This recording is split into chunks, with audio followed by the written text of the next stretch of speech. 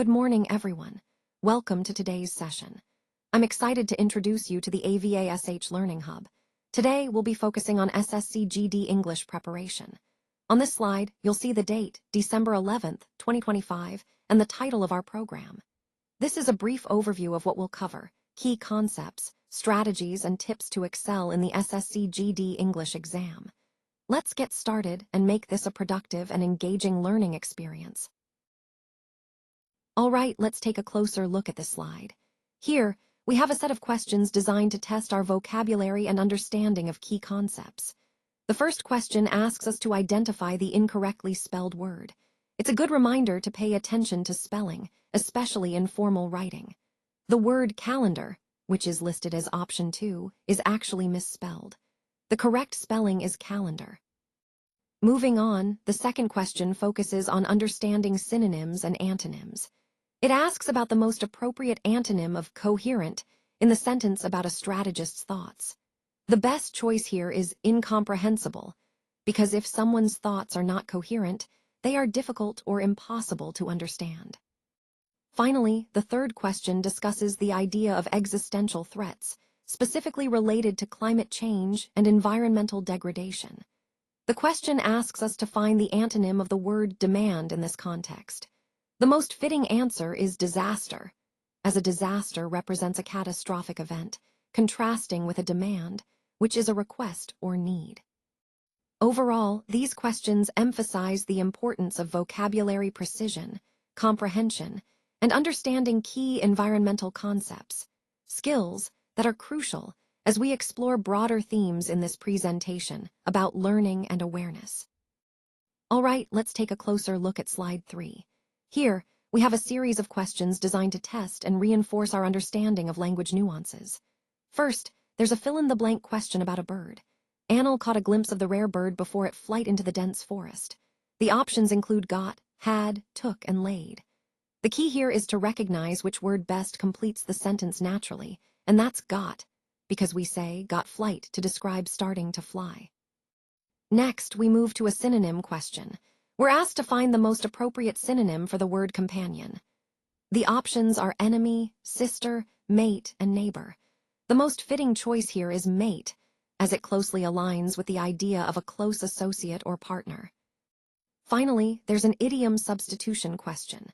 The sentence mentions feeling elated after a meeting because the team decided to implement an idea. The options are walking on thin ice, walking on a dream, walking on eggshells, and walking on air. The best match is walking on air, which perfectly captures that feeling of happiness and being on top of the world. Overall, these questions highlight the importance of understanding context, collocations, synonyms, and idioms, key skills that help us communicate more effectively and confidently. When you connect these concepts to the broader theme of language mastery, it becomes clear how vital they are in both everyday and professional communication. Let's take a closer look at some important language concepts today. First, we have a question about adverbs. Remember, adverbs typically modify verbs, adjectives, or other adverbs, providing more detail about how, when, where, or to what extent. In this question, we're asked to identify the sentence where an adverb is used incorrectly. For example, he called his friend last night is correct because last night properly indicates when the action happened. Next, we have a question about sentence structure and grammar. The sentence has been split into 4 parts, and we need to find where there's a grammatical error. Here, the key is to look for segments where the parts don't agree grammatically or where words are misplaced. In this case, the segment, "The friends excited plan their upcoming vacation," contains a problem because excited should be excitedly or rephrased for proper grammar. Finally, there's a question about choosing the right phrase to complete a sentence. The context is about workers stepping out to protest. The phrase en masse is the most appropriate here, meaning all together or as a group. This fits the idea of unity in their protest. Connecting all these points, the main theme is understanding and correctly applying language rules, whether it's adverb usage, sentence structure, or appropriate phrases. These skills are essential for clear, effective communication, which is at the heart of mastering any language. Let's take a look at question 12. It presents a common idiom, like a fish out of. The options are water, river, pond, and sea. The correct answer here is water, since the idiom, like a fish out of water, is used to describe someone who feels uncomfortable or out of place in a particular situation. This highlights how idiomatic expressions often use familiar imagery to convey feelings or states of being.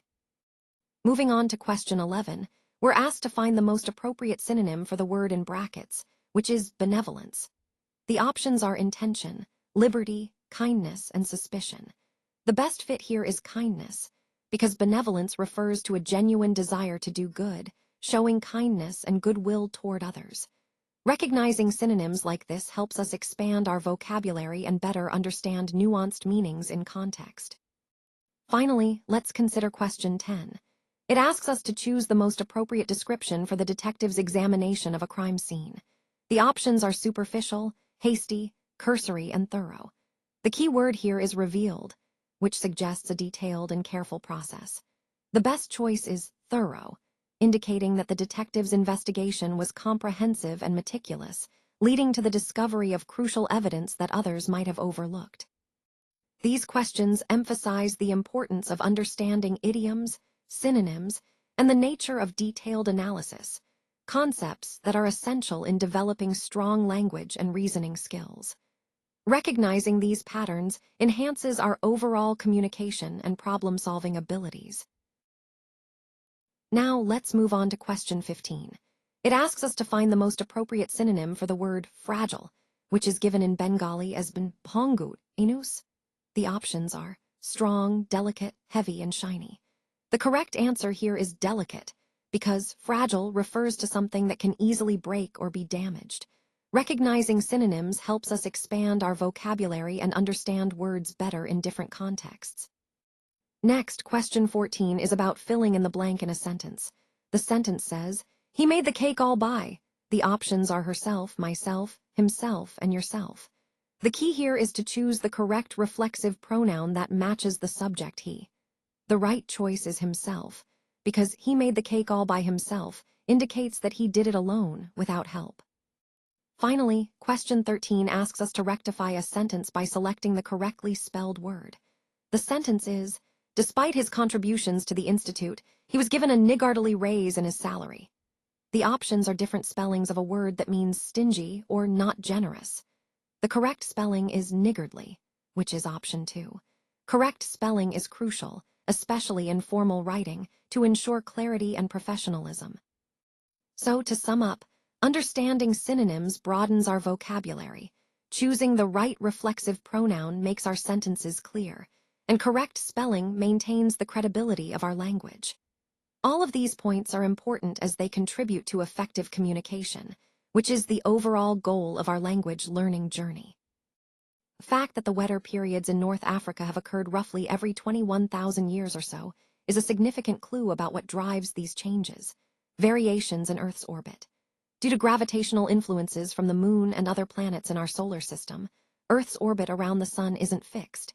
It changes over time. These changes happen in cyclic patterns that span thousands of years. Specifically, these orbital cycles affect the amount of energy that Earth receives from the Sun. For example, on longer, 100,000-year cycles, the shape of Earth's orbit shifts between more circular and more oval-shaped. Understanding these cycles helps us explain past climate changes and predict future patterns, which ties back to our overall theme of how natural factors influence climate variability. Now, let's look at this question, number 20. It asks us to select the most appropriate option to fill in blank number 5. The options are believe, stretch, return, and influence. Think about the context here. We're looking for a word that fits naturally into the sentence or idea we're trying to convey. Typically, in such questions, the correct choice will align with the overall flow of the paragraph or sentence, emphasizing a logical connection. Moving on to question 19. This one asks us to select the best option for blank number 4. The options are monotony, variations, consistencies, and regularities. The key here is to understand whether the sentence calls for something that suggests sameness or change. Variations indicate change, while the others suggest steadiness. Next, question 18. It asks us to fill in blank number 3 with options direct, straight, around, and precise. The word we choose should accurately describe the relationship or direction implied by the sentence. For example, if the context involves clarity or accuracy, precise might be the best fit. Question 17 is about blank number 2. The options are delegates, debates, bids, and causes. Here, we need to consider whether the sentence is about people, discussions, offers, or reasons. Usually, delegates refers to people representing others, which fits well in many contexts involving representation or decision-making. Finally, question 16 asks us to select the most appropriate option for blank number 1, with choices being seized, recurred, abated, and terminated. These words describe different ways that an event or action might unfold or conclude. For example, seized suggests taking hold suddenly, while abated means to lessen or diminish. Throughout this slide, the focus is on understanding the context clues and selecting words that best fit the overall meaning. These questions are designed to test our ability to choose vocabulary that enhances clarity and coherence in communication.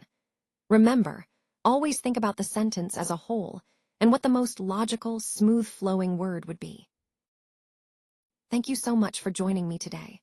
On this final slide, I want to thank you all for watching the class and engaging with the content. The AVASH Learning Hub is here as a resource to support your ongoing learning journey. Remember, the key takeaway from this presentation is how continuous learning and leveraging tools like AVASH can really enhance your skills and knowledge. I encourage you to explore the Learning Hub further and apply what you've learned. Thanks again for your time and attention. Your commitment to learning is what makes all of this worthwhile.